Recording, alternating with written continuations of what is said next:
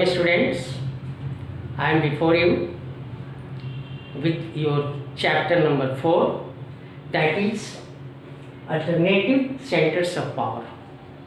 Students, after the Second World War and during the conflicts in between USA and Soviet Union, now it's very clear that everything started to be done with a new step. In this regard, how to manage the world politics, economy, culture, military power. Some new strategies were made. No doubt, economy was damaged much more. Hence, some of the European countries, they thought to establish their own union. In this regard, also it was thought by some of the Asian countries to have their organization for their cooperation. No doubt, during Second World War, there was a great damage to European states, European countries, which were based on assumption, principles and their structure, which were completely damaged, destroyed. Their economy was completely destroyed. In this regard, United States of America came forward to help European states, European countries. Financial help he just provided to them for their revival. In this regard, USA started a Marshall Plan by which some financial helps were given. Not only that, USA also focused on how to bring all those European nations, European states into such a situation to make an organization that was known as NATO. So they all got united in the NATO. NATO, you know very well, North Atlantic Treaty Organization, which was based to help one another to the member nations of NATO in all respects. So in 1948, Organization for European Economic Help, Economic Cooperation was established. It was established with a view to help fast, to add through channel regarding the economy and trade of Western states of Europe. In 1949, another Council of, I think here in 1949, now the Council of Europe was established in 1949. It was actually, we can say, of course, earlier it has its views to go through the economic development, but it started to be changed into a political one. Then in 1957, European started to establish their own economic system. इस प्रकार से हमने देखा कि cold war के बाद किस प्रकार से यूरोप की स्थिति खराब थी, इसलिए अमेरिका के द्वारा उसको फाइनेंशियल हेल्प किया गया, नाटो का उनको मेंबर बनाया गया और इस तरह से सुधार की गई। हालांकि इस बीच में इकोनॉमिक सिस्टम को दुरुस्त करने के लिए वहाँ पे बहुत सारे ऑर्गेनाइजेशंस स्थापित हुए, जिसके माध्यम से यहाँ के यूरोपियन स्टेट्स को रिवाइवल हो सके, उनकी इकोनॉमी को रिवाइव किया जा सके जो डैमेज हो गया था। इसी सिलसिले में आपको बताऊं कि 1992 में यूरोपियन इकोनॉमी को दुरुस्त करने के लिए यूरोपियन यूनियन का फॉर्मेशन किया गया। ये यूरोपियन यूनियन का एक ही उद्देश्य था कि कम से कम इसमें जितने भी यूरोपियन स्टेट्स हैं जो मेंबर हैं वो एक दूसरे को कोऑपरेट करेंगे, हेल्प करेंगे economically, politically and diplomatically in all respects, either in the field of science and technology, information technology, like this. तो इस प्रकार से ये कोशिश की गई कि सारे स्टेट्स को यूनाइट किया जा सके, उनको आगे बढ़ाया जा सके, उनकी इकोनॉमी को डेवलप किया जा सके, जो डैमेज हो गया था ड्यूरिंग सेकेंड वर्ल्ड वॉर। अब बात आती है कि अगर 1992 में यूरोपियन यूनियन की जब स्थापना हो गई तो उसका एक उद्देश्य था कि यूरोपियन यूनियन का एक पार्लियामेंट होना चाहिए, एक कॉन्स्टिट्यूशन होना चाहिए। इस दृष्टिकोण से वहाँ यूरोपियन यूनियन का अपना फ्लैग है, अपना फाउंडिंग डेट है, उसकी अपनी सिंगल करेंसी है, बेटरली नोन एज यूरो।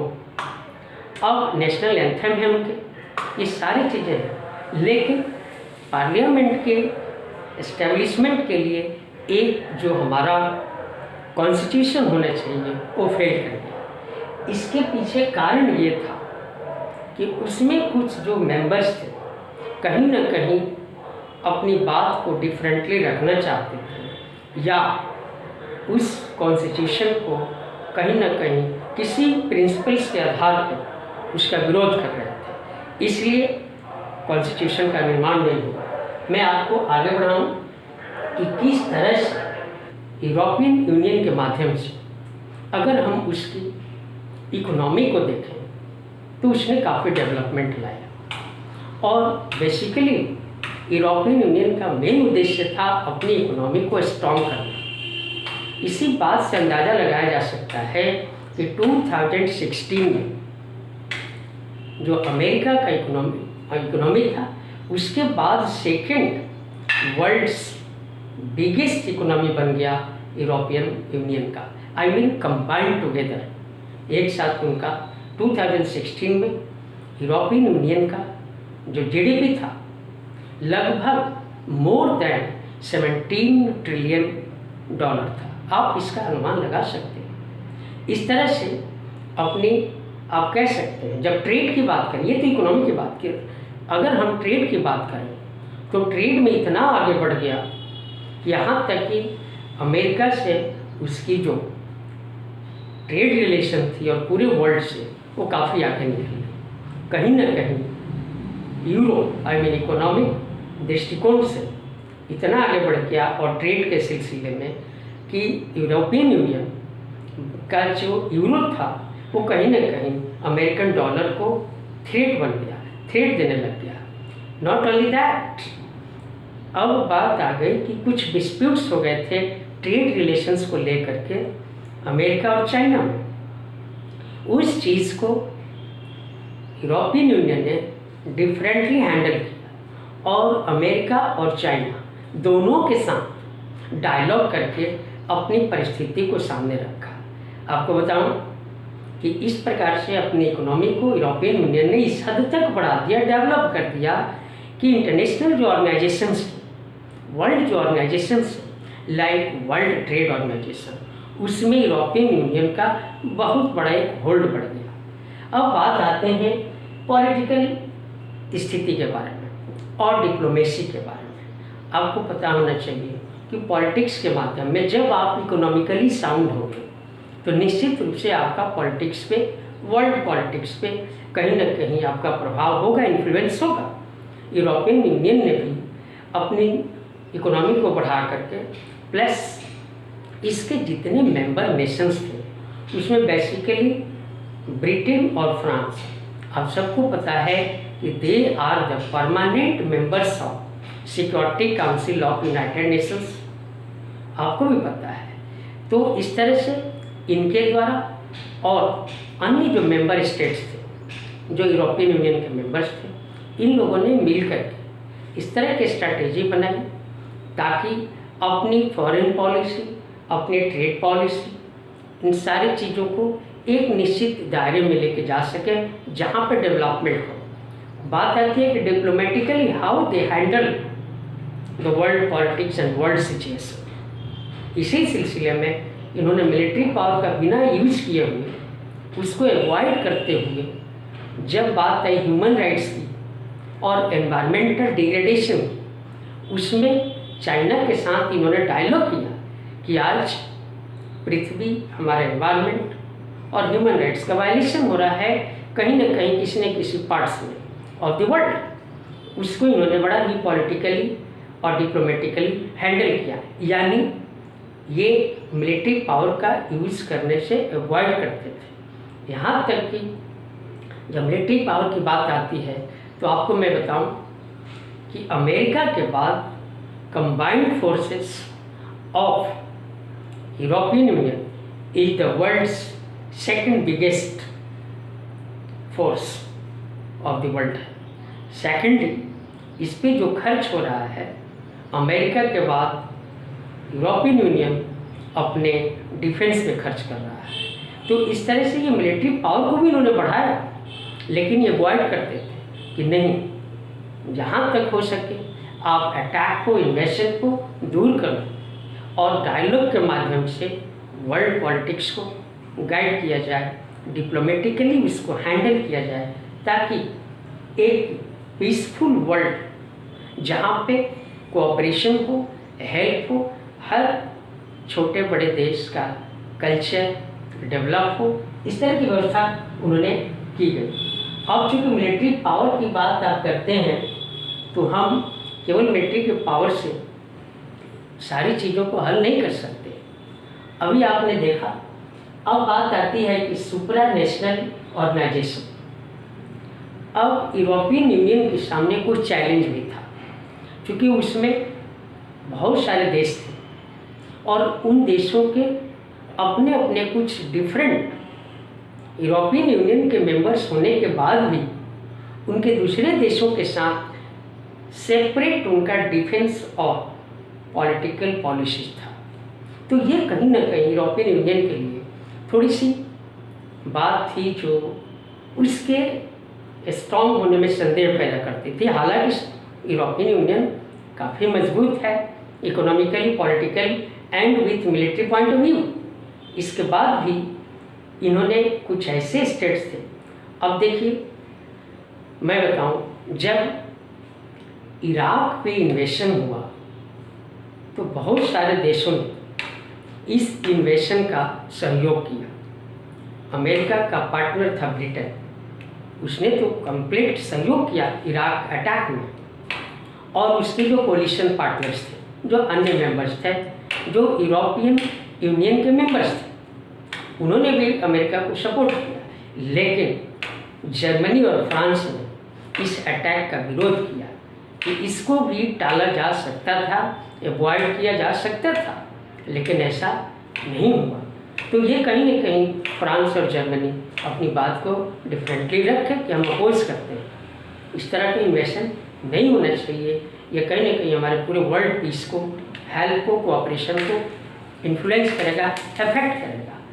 अब बात आती है कि कुछ नए मेंबर्स को इसमें इंक्लूड करने की बात आती है कि यूरोपियन यूनियन को इस तरह का एक ऑर्गेनाइजेशन है और बनाया जाए जिसमें एशियन अफ्रीकन कंट्रीज, जिनके इकोनॉमी और पॉलिटिक्स पे हमारा प्रभाव हो, और उनको इसका मेंबर्स बनाया जा सके। अब बात आती है कि इसमें जो टोनी ब्लेयर थे उस समय के then prime minister of Britain, कुछ बातों को उन्होंने मानने से अस्वीकार कर दिया, और इस प्रकार से जो न्यू मेंबर्स थे वो तो सपोर्ट कर रहे थे यूरोपियन यूनियन को, लेकिन इसके साथ साथ स्वीडन वगैरह अपने मार्केट को कभी नहीं चाहते थे यूरोपियन इकोनॉमी के साथ इंटीग्रेट कर सके। यहाँ तक कि Margaret Thatcher, the then prime minister, जो उन्होंने कंप्लीट अपने इंग्लैंड को यूरोपियन मार्केट से बाहर रखा, क्योंकि उनका व्यापार करने का तरीका और यूरोपियन जो ट्रेड रिलेशंस थे, वो मेथड से ट्रेड के, उसमें कई डिफरेंसेस थे। इसलिए वो अपने आप को, क्योंकि मार्केट को और ट्रेड को, यूरोपियन मार्केट और ट्रेड से अलग रखा। और हाल फिलहाल में आपको भी पता है कि 2016 में किस तरह से ब्रिटेन के पार्लियामेंट में रेजोल्यूशन आया और इंग्लैंड को यूरोपियन यूनियन से अलग कर दिया गया, यानी उसने अपने आप को अलग कर दिया।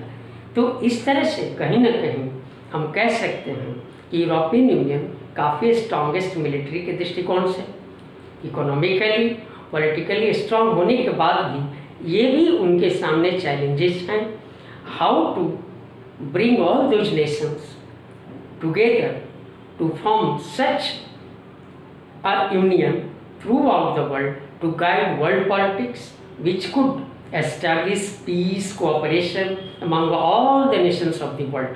It was the view. अब बात आपको बताएं कि इस दृष्टिकोण से हम कहते हैं कि अलग अलग कॉन्टिनेंट्स में अलग अलग यूनियन की ऑर्गेनाइजेशंस की स्थापना की गई, जो कहीं ना कहीं इस बात को शो करता है कि पावर का ट्रांसफ़र धीरे धीरे अमेरिका से हट करके अन्य क्षेत्रों में पहुंचने लग गया। लेकिन ऐसा नहीं लगता है, क्योंकि आज भी इकोनॉमिकली पॉलिटिकली पावरफुल कोई देश है वो है अमेरिका, जिसकी आउटले, जिसकी खर्च काफ़ी ज़्यादा है। फिर भी हम कह सकते हैं ये जो सेंटर्स हैं, अल्टरनेटिव सेंटर्स, विकल्प जिसको आप कहते हैं, निश्चित रूप से अमेरिका के लिए एक बहुत बड़ी चुनौती है। हालांकि सब आपस में एक दूसरे से ट्रेड के रिलेशन से, इकोनॉमिक के दृष्टिकोण से, पॉलिटिकली ये एक दूसरे से मिले हुए हैं। Okay, thank you.